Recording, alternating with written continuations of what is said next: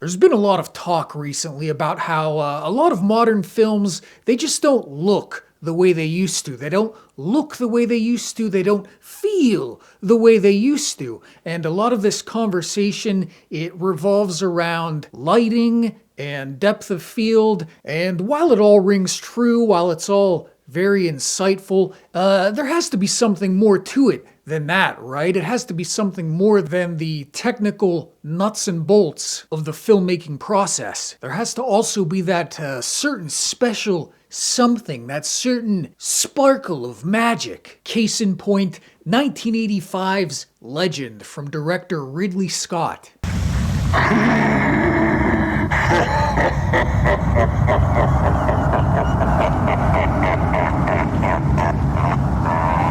It had been years since I'd last seen this film, and boy howdy, talk about magic, talk about wonder and enchantment. This film creates such a mood, such an aesthetic, that it just commands your full attention. It's interesting reading snippets from contemporary reviews of the film, from Siskel and Ebert, from Neil Gaiman. It's interesting to read their reviews where they're like, well, it looks good, but no, it isn't simply that the movie looks good. Again, it creates such an atmosphere, such a mood, such a rich tone. There is so much texture in every image. Texture is a big word that I keep coming back to whenever I think of this movie. There's so many scenes where there's just thick pollen billowing across the screen. There's thick clouds of pollen, of snow, there's falling cherry blossoms. There's so much texture in the interplay between the light and the shadows. It's my understanding that most, if not all of the film was shot at Pinewood Studios, where they filmed the 007 films, among other things. And on the one hand, I dare you to look at any one image in the film and say, that looks fake, that looks phony. I dare anyone to look at these forest scenes and be like, well, that tree looks plasticky. Those rocks look like styrofoam. On the one hand, it all looks very natural, but on the other, it is so stylized. All the lighting is very exact. All the blocking and placement of every leaf, every twig, it really sort of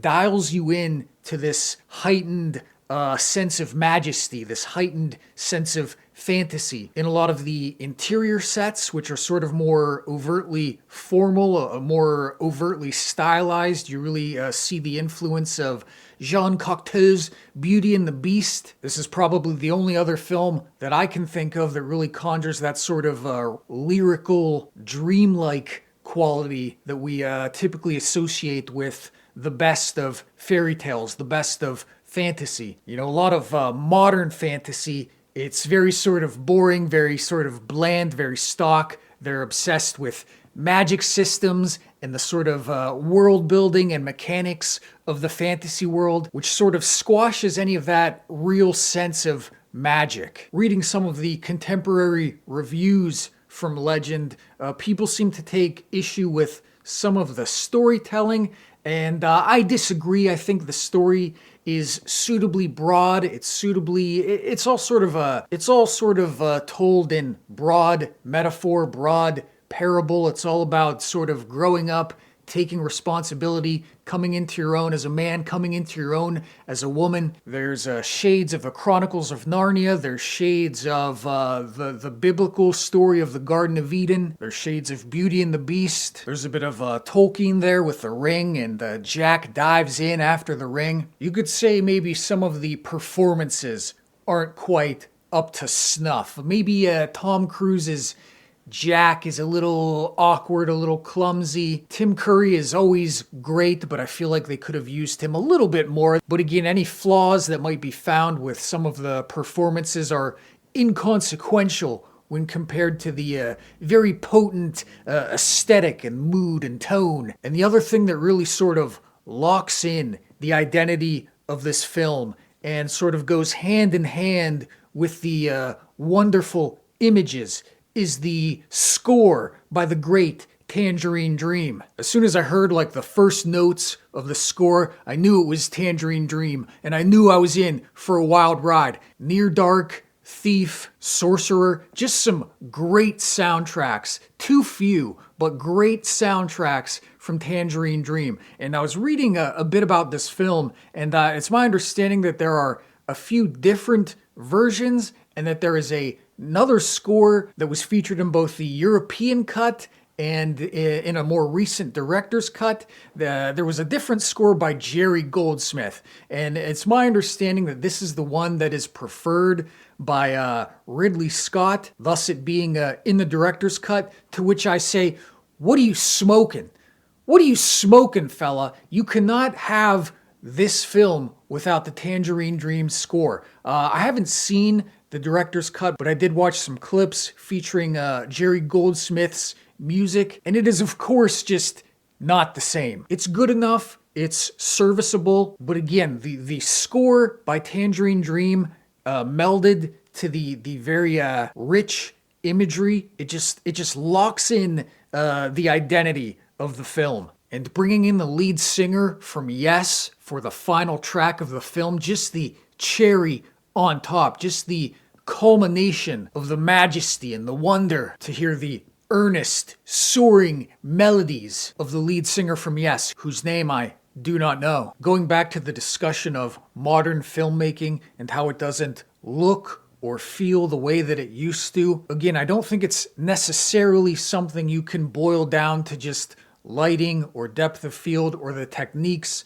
that cinematographers are using. That is all, again, very valuable stuff, but there is also a certain alchemy. There is a certain magic that you get when you combine images like this with a certain soundtrack, like from Tangerine Dream. You can't necessarily dissect it on a technical basis. Lastly, we can't go without mentioning the incredible special effects from Rob Bottin. He had just gotten through doing the special effects from The Thing, went right on to Legend. You've got this incredible bright red devil makeup, making Tim Curry almost unrecognizable. You can, of course, hear his voice and you can see the little curl of his lip that he does sometimes, but otherwise just a completely transformative makeup. You got this crazy hag creature, Meg Mucklebottom, is that its name? No, it's not Mucklebottom, it's Mucklebones. Meg Mucklebones, played by an, again, unrecognizable Robert Picardo. There are just astounding,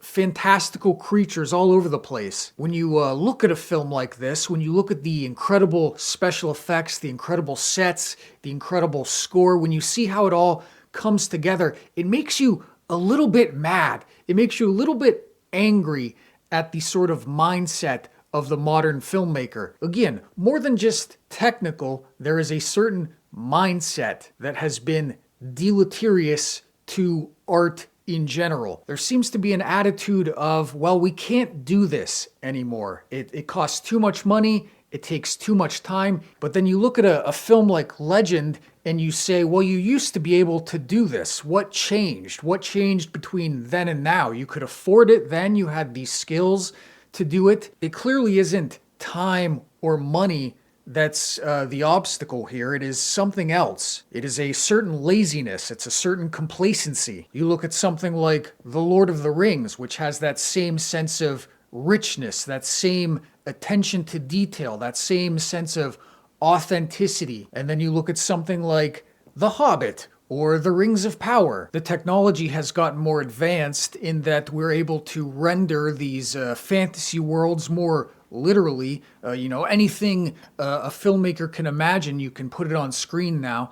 But in doing that, we seem to have lost that sense of lyricism, that sense of majesty and wonder. I don't think computers can make you feel that. I don't think computer-generated imagery can make you feel that. I think you need to see the fingerprints in the clay on screen. It's those fingerprints in the clay that connect you to the human element of art. And the further that we get abstracted from that, I think the more meaningless art is going to become. Anyway, 1985's Legend. Just a terrific film. Let me know what you think. Subscribe if so inclined. I write books if you like books.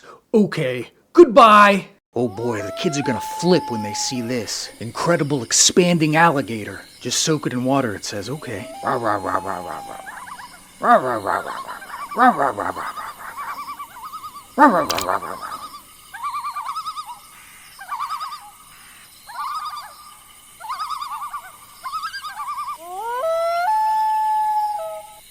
What is this?